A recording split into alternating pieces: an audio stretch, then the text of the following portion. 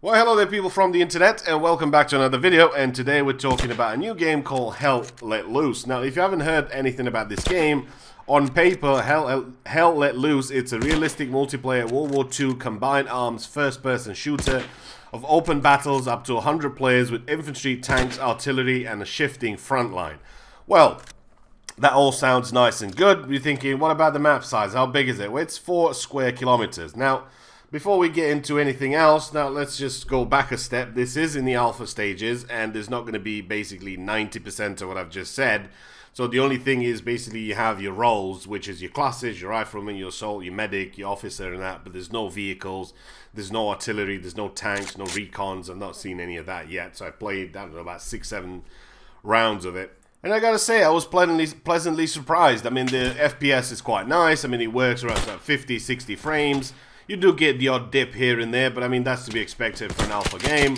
So, pretty cool. I was kind of surprised that they got it to a point where it's actually playable. I mean, I was kind of looking forward to using a recon, using flamethrowers, that sort of stuff, but they're not in the game just yet. Apparently, on the Kickstarter page, everything, the goal has been reached. They've got enough money to get them in the game. It's just a matter of sort of waiting to get to the next patch, and then hopefully they'll be in the next patch. Now, as you can see, this is a bit of suppression that you take in whenever you're taking fire. So the screen goes a little bit sort of darker. You get a bit more sort of urgency to it, and you start to think, okay, well, I'm just about to go down. Animations and things like that, well, there's not really that many in the game just yet because, like I said, it is alpha, so you're not going to see too much of it.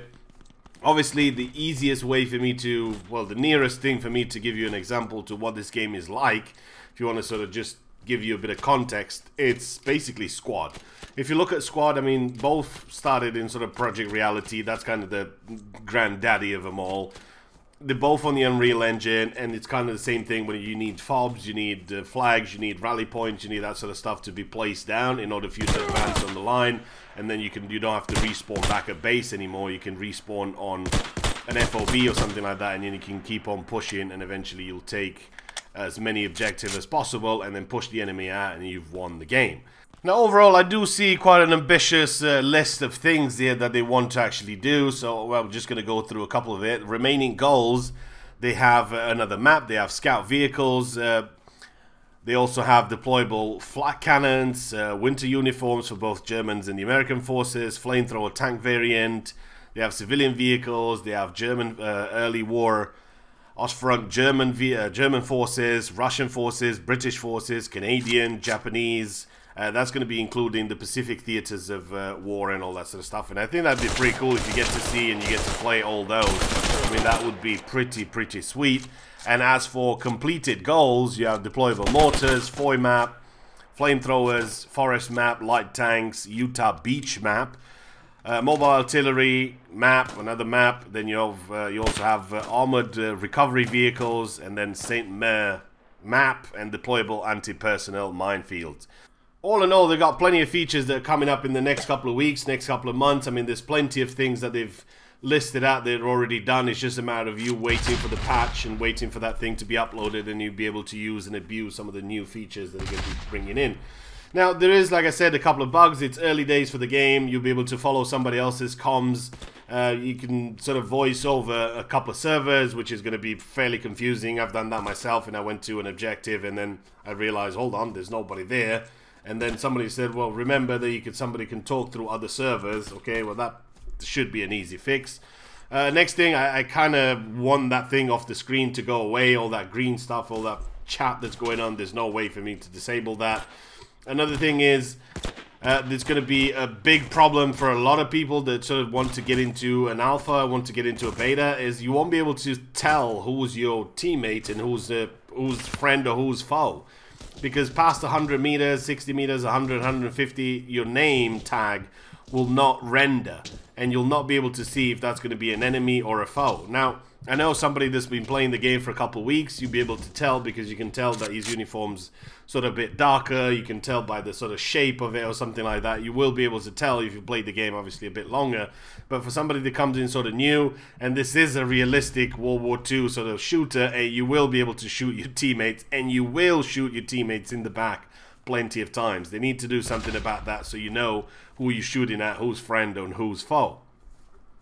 On the official Kickstarter page, there's a little thing here that I found pretty funny, saying, "I'm tired of big promises that never fulfill. Will this game ever see release? We feel the crowdfunding fatigue as much as you do. As backers of several enormous and ambitious projects that never lived up to the hype, we decided that we would only begin our Kickstarter campaign once we had a playable client from end to end. That means launching the application, connecting to a server, and actually playing the game as an alpha level of quality. We're thrilled that you can actually do all these things, and all the funds from the Kickstarter will go towards fetching and widening the scope of what it feels already a deep experience." Well, I can obviously say it's not really a deep experience at this stage. There's still a lot of things that need to be fixed. Like from the servers, I've joined servers where they had 67 players out of 100 joined it and found out the server's actually empty. The refresh button doesn't really actually work. The name, the rendering distance, the performance issues, all that sort of stuff needs to be fixed. While it's running nice and smooth, sort of 50-60 frames, I do have places where it's running at 35 frames. And if you're into sort of a lot of heavy fire and a lot of heavy fire goes on around you, then you will have a lot of performance issues, foliage, that sort of thing, name tags at longer distances, all that sort of stuff needs to be put into play, and also a lot more features. You know, you want this to be something that it's new, it's fresh. Obviously, you're aiming at a sort of very, very tight market here, because not a lot of people play these types of games just because they're not casual enough for them. But whoever enjoys this type of game should be able to have lots of those features. And I can see those probably happening not in a patch or two or something like that, even though they have some ambitious sort of quotes here saying that the closed alpha is Q1 of 2018, so this is April. Closed beta is going to be in Q2 of 2018, and then early access should be in Q2 of 2018. So if that's anything to go by, then they're probably going to think, okay, well, the closed beta is going to come around sort of June, July. Then it's probably going to take them another month or two to sort of patch out a couple of bugs and fix a couple of issues. So probably August, September, when you're actually going to see this in early access with some of those features that you'll see. So maybe 6 months to a year where you'll actually see some of those features that I mentioned earlier on. Overall, like I said, I'm pleasantly impressed with what they've done so far and what they've achieved in the Unreal Engine.